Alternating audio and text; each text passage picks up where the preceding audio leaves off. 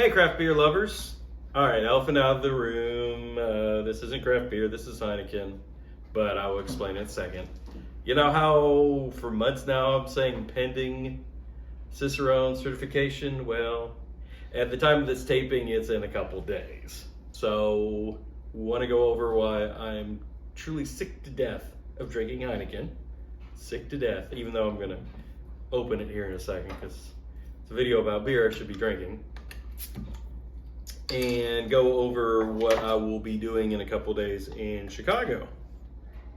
So it's going to be the tasting and demonstration portion. Wow, that went up. It's what happens when you store them in your storage room above your garage and it's really cold. They get really foamy really quick. And yes, I know I'm drinking a red Solo cup, but that's also part of what I'm going to be doing. So in Chicago, I'll be doing the tasting and demonstration part of the exam. And what that entails is 16 different beers. First four are spiked, or possibly not, with different off flavors that you would find, like DMS, diactyl, acetaldehyde, trans-2-nonyl, light struck and infection. Nice folks at Cicerone sold me this neat little kit. Came with little pills that I've used already. You would 100 ounces of Heineken, or just an international pale lager, but they tend to use Heineken, and put it in a red Solo cup or just a cup, and you kind of wait for a couple minutes, and then it starts tasting awful, or one of the ones doesn't taste awful. So it's kind of tricky on that. So I really need to know Heineken. And unfortunately, I found out that DMS and Heineken have a lot in common. In fact, a lot of European beers can, so that's the one that's going to be a little tricky. I think we figured out if I really get my nose buried into it and it smells like tomato sauce or tomato paste, that's going to be it. But it's really coming from the whiskey and bourbon world. You could burn the tar out of your nose if you get into your Glencairn in a glass and just sniff it, because it's 100 plus proof alcohol normally. This isn't quite the same, so that was a learning curve for me on that. Second part will be the kind of the either or game, basically style differentiation. Say that 5 times fast, especially after drinking. Yeah, my favorite beer to drink. Oh. Not that there's anything wrong with Heineken, it's just bland. But it's a perfect bland, if you want things to stand out, it's the perfect bland canvas for off flavors. So the next one is style. It's either, this is a Guinness or an American style. Popular one is a German Hefeweizen versus American wheat beer. Pale ale from America versus extra special bitter. That one's a little, this is the second time taking the test. The first time I did it, aced it. Still feel mostly comfortable with that, because you just need to know your styles and know what differentiates the two versus the off flavors.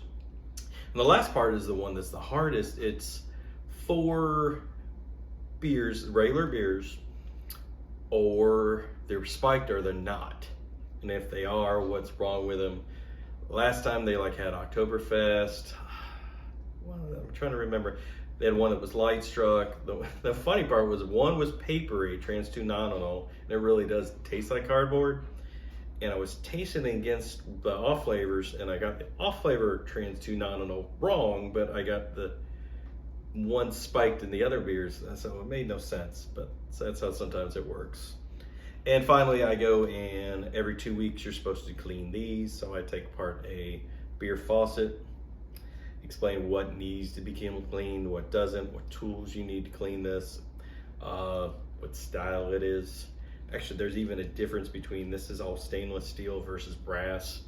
And plated brass sometimes gets chipped inside with the plating, and you got a special cleaning to that versus just regular stainless steel. Still need to pay attention to cleaning, but not quite the same. So that's in a couple days. Oh, the other nice thing about the kit is they did really color coded the little, you can see the little capsules here, they color coded, that's for each. Or it's just regular old Heineken, and they threw regular old Heineken in last time for the 4 and did not get that right.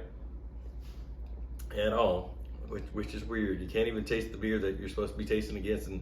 But with DMS and a couple of these flavors are really, really subtle. It's hard to tell, and especially sometimes light struck, because everyone's had skunky beer, so you kind of get used to it.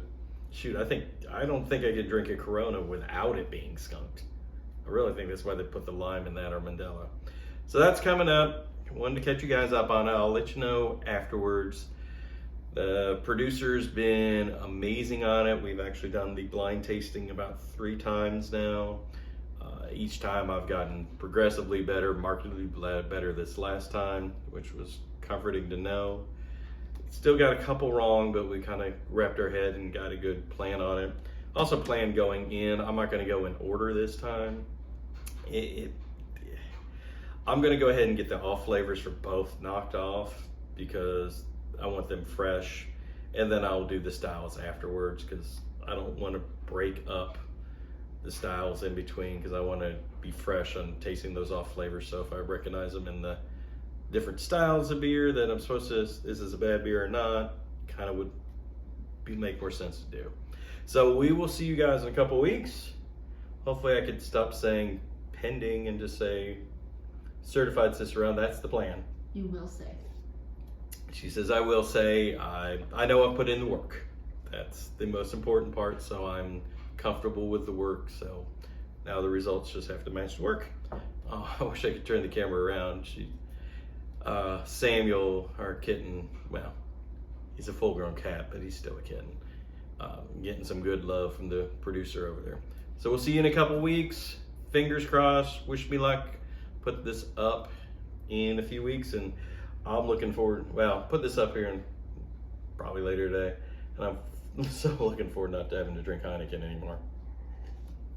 Have a good one, craft beer lovers. Fingers crossed. Be careful, drink safe, and don't drink this stuff unless you have to. Later.